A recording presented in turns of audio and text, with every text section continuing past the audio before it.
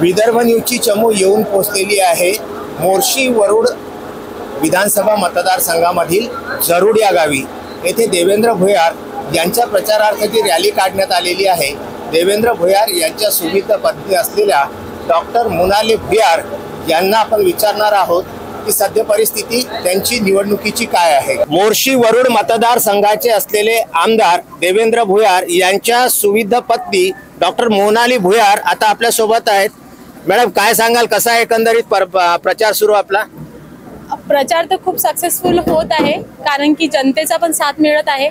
आज सर्वजणांनी महायुतीची जे सरकार आहे त्याच्यामध्ये मित्र युती जे बनवलेली आहे ती मित्र युती तर नाही आहे, पण मला असं वाटते की या जनतेमध्ये आपला जो वरुडची जनता आहे तर ते जनता आपली मैत्री आहे, म्हणजे त्यांच्यासोबत आपली मैत्री जुळलेली आहे।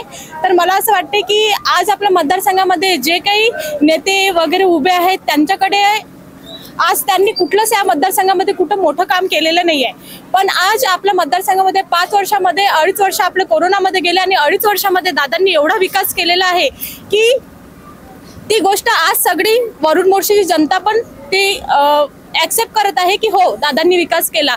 जेव्हा मोर्शी वरुडच्या मतदारांना आपल्या माध्यमातून काय सांगाल आपण? मला सर्वांना एकच म्हणायचं आहे की जात धर्म असते, मान्य करतो, पण जातीपेक्षा महत्त्वाचं असते की आपण जेव्हा एक नेता सिलेक्ट करतो तेव्हा आपला मतदारसंघाचा विकास झाला पाहिजे।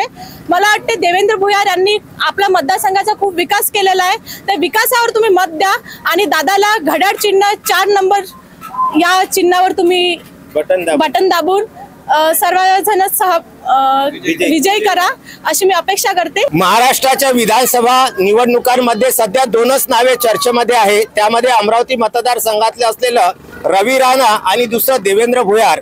परंतु देवेंद्र हे 2 आहेत, एक देवेंद्र वरती आहेत आणि हे दुसरे देवेंद्र खाली आहेत। काय म्हणून काय सांगू शकता आपल्या देवेंद्राबद्दल? मी या मतदारसंघाचे विद्यमान आमदार देवेंद्र भुयार विषयी बोलतोय। माझ्याकडे हे आत्ता पॉम्पलेट आहे। या ठिकाणी आमदार साहेबांनी त्यांच्या 2-2.5 वर्षाच्या कारकिर्दीमध्ये 4,372 कोटी रुपयाचे विकास कामं या ठिकाणी आणलेले आहे। आणि हा जो अजितदादानं किंवा जे देवेंद्र फडणवीस असो, या राज्याचे सन्माननीय मुख्यमंत्री एकनाथ शिंदे असो, यांनी इतका मोठा निधी दिला आहे। इतिहासामध्ये एवढा मोठा निधी इथे या मतदारसंघात मंत्री झाले, 3-3 वेळा आमदार होते, 2 वेळा आमदार होते, कोणच आणलेला नाही। आता कदाचित एवढा मोठा निधी आणल्यानंतर लोकांनी 100% त्याच्या पाठीशी उभं राहायला पाहिजे, कारण जर इतका निधी देऊन जर तुम्ही जर समजा जातीपातीचं राजकारण कराल किंवा आणखी वेगवेगळ्या पद्धतीनं खेळी करून वाड्यावरचं अशा पद्धतीचे राजकारण करा तर ते योग्य नाही आहे। तुम्ही विकासाला महत्त्व द्या। कदाचित वरचे लोक या गोष्टीचं लक्ष देऊ नये की एवढा मोठा निधी देऊन जर या ठिकाणी जनता त्यांच्या पाठीशी खंबीरपणे उभी राहिली नाही तर त्यांनाही प्रश्नचिन्ह निर्माण होईल। म्हणून मी या निमित्तानं आव्हान करतो सर्वांना की विकास करणारा व्यक्ती आहे, तरुण व्यक्ती आहे, तडफदार आहे, ते उमेदीचा काळ आहे, त्यांच्याकडे सर्वांनी 100% खंबीरपणे उभं राहावं आणि त्यांना येणाऱ्या 2024च्या निवडणुकीमध्ये विजयी करावं।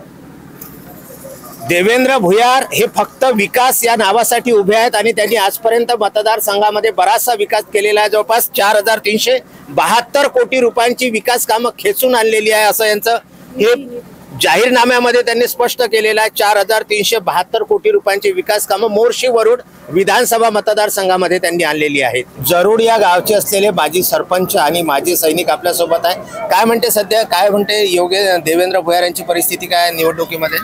देवेंद्र भुयार यांची परिस्थिती विकासाकडे आहे आणि त्यांनी विकास केला आहे, त्यांच्यासोबत लोक आहे आणि लोकांचा खूप चांगला प्रतिसाद मिळत आहे, कारण त्यांचे कामं बोलते। त्यांनी 2 वर्षात जे केलेले कामं आहे त्या कामामुळे त्यांच्यासोबत पुरी जनता त्यांच्या पाठीशी आहे आणि जे लाडकी बहीण योजना त्यांनी आणलेली आहे त्यामुळे सर्वात जास्त महिलांचा फार मोठा योगदान आहे। लाडकी बहीण योजनेमुळे महिलांचं काय मत आहे?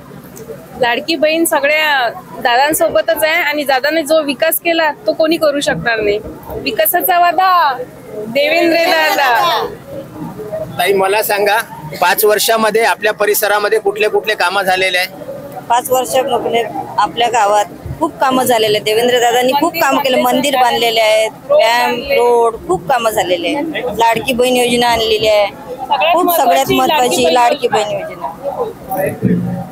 तुम्ही काय सांगाल देवेंद्र भुयार यांच्याबद्दल? मी आमदार देवेंद्र भुयार यांच्याबद्दल खूप काही सांगायचं वाटते, कारण का आजपर्यंतही आमदार एवढे होऊन गेले परंतु त्यांनी एकही योजना महिलांसाठी आणलेली नाही। गोरगरीब महिलांसाठी ही योजना खूप उपयुक्त झालेली आहे, कारण 1500 रुपयासारखी योजना ही गोरगरिबाला खूप महत्त्वाची झालेली आहे। त्यांच्या कुटुंबाला थोडासा आधार पण झालेला आहे।